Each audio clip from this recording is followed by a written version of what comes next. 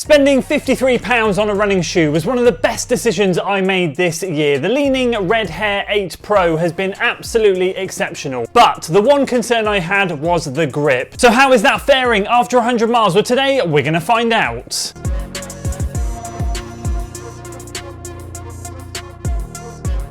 So welcome back to another long-term shoe review video, Li-Ning Red Hare 8 Pro after 100 miles, and hopefully plenty more to come. I still can't believe this thing only cost me £53. It has been one of the best investments I have made this year, and I'm excited to give you that long-term update after the 100 miles, go through the wear and tear, how I've been using it, and of course will I continue to use it moving forward, and address that issue that I highlighted in my first impressions video, which was of course the grip. Just a couple of things, a quick reminder first of all, this is a pair of shoes that I purchased with my own money. Nobody has sent me these shoes. And a second reminder, t-shirts on the website are now live. Medium is sold out. I think large is nearly sold out. So if you're keen to grab one, do head over to the website. There'll be a link in the description where you can pick these up. On with the review. So let's go through the wear and tear first. Let's go through the upper, the midsole and the outsole. We'll talk about the grip as well. Excuse the mud. You can see the state of the weather here in the UK at the moment. Even the lightest of the trails are beginning to get rather muddy. So the shoes are a little bit dirty, but overall in terms of how it's holding up, no snags, no frays, no tears at all. Upper is very comfortable. You get a lovely lockdown. In terms of the shoe fit, this is one of those shoes that fits relatively narrow through the midfoot, but does widen nicely in the toe box. So it's great for my foot shape, so that's really good. In terms of the midsole, it is absolutely spectacular. One of the best parts about this shoe. Now, if you missed the first impressions video, just a reminder, this plastic bit here is what I would class as, or what we've seen maybe in previous shoes or in other shoes, let's call it a midfoot shank. Although this isn't one, this is classed more as a stabilizer. It is a section that runs from the heel just to the midfoot here. It sits underneath to allow you to roll through that gait cycle nice and smoothly. I think in their technical terms, it's to connect to the front and the back of the shoe so that you get a lovely smooth transition. So although it's not a midfoot shank as such, you'll see here it does stick through the bottom here. It's not a full length plastic plate. It is just a section literally from the heel to that midfoot that just creates a little bit more stability and helps you roll through nicely. But in terms of the midsole, yeah, it's that beaded Peeba midsole, which is a wonderful, wonderful midsole. As I've said a million times, very reminiscent of the Speed 1 and 2. This is effectively like the Speed, and the Challenger that I've been testing is like the Pro. So in terms of how that's holding up, really, really good. No deterioration after 100 miles, still feels nice and poppy. Picked up a bit of a hitchhiker here, which I wanted to leave in just to show you that these things, these cutouts, do pick up these things. But in terms of the grip, it is holding up really well. So we'll go through my concerns a little bit later, but in terms of the wear on the grip, nothing at all. Nothing to report, holding up well. Running a multitude of conditions in this shoe, as you can see by the state of it, and no issues whatsoever. So all looking good there. And we'll talk about the grip a little bit later as well, because I've got a bit of a comparison for you. But how have I been using this shoe? Well, it is super, super versatile. If you want a shoe to do it all, this is one of those shoes. Now, I've been personally just using this for easy days for the most part. However, I have tested it on a couple of long runs, and I have tested it on a workout, and it does the job really well. It very much does feel like that Speed and Pro comparison. I know I keep coming back to it.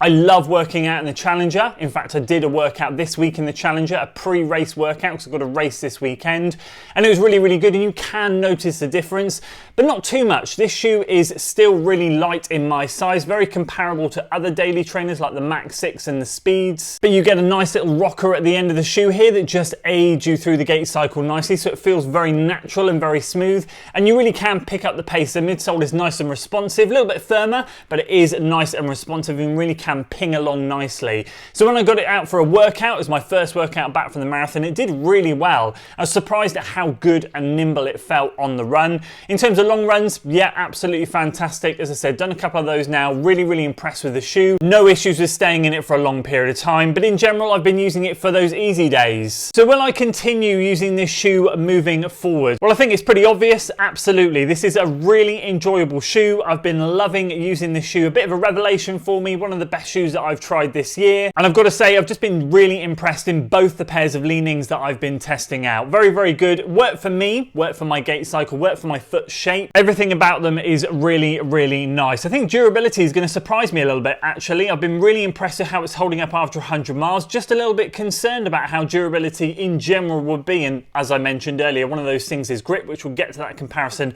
with the shoe just down there shortly. However, overall, it just feels like it's brand new, fresh out of the box. So really impressed overall. No reason to stop using it at the moment. This has been rotated with the Puma Velocity Nitro 4 between the easy runs. Both fantastic shoes, both very different shoes. Very much feel like that Velocity is just that basic standard, really nice and comfortable, a little bit softer, easy day shoe. This is one of those ones, if you're feeling like you've got a little bit more life in your legs, this is going to allow you to just flow nicely. And if it's one of those runs where you want to pick up the pace a little bit, it's going to allow you to do that. So let's get on to that grip comparison, because this is something I made a bit of a big deal about. Not regretting that so much, but it definitely doesn't feel as tacky as other grips, and so that was my concern in general. However, it's shown no signs of issues whatsoever.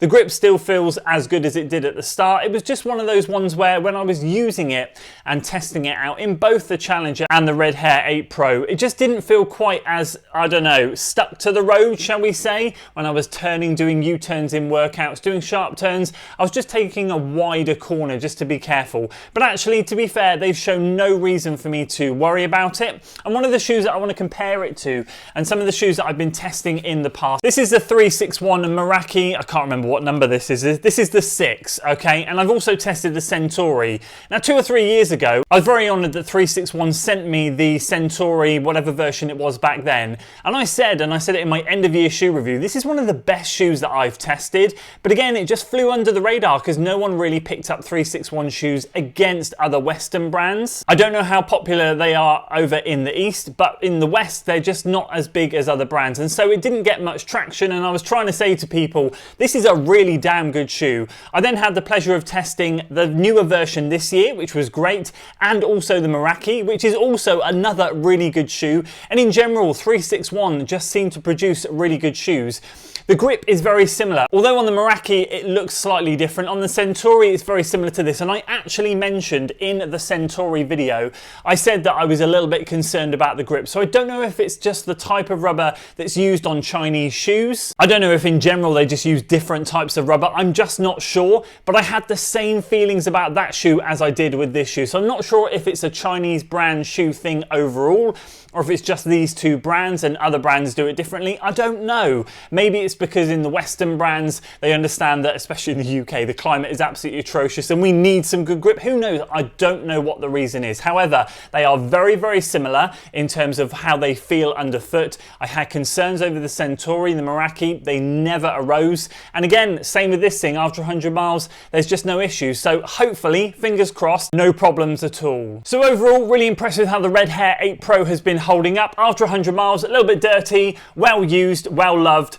great shoe. Would love to hear if you picked up this shoe, because I know after producing my video of the Challenger and of this shoe, I know a lot of you went and picked them up. Have you tested these ones? It's a real shame because there's not many other Chinese brands that I can test. If there would be, I'd be all over them. However, they just don't do my size. I think Li-Ning pretty much are the only brand that cater for my UK size 13, which is an EU 49.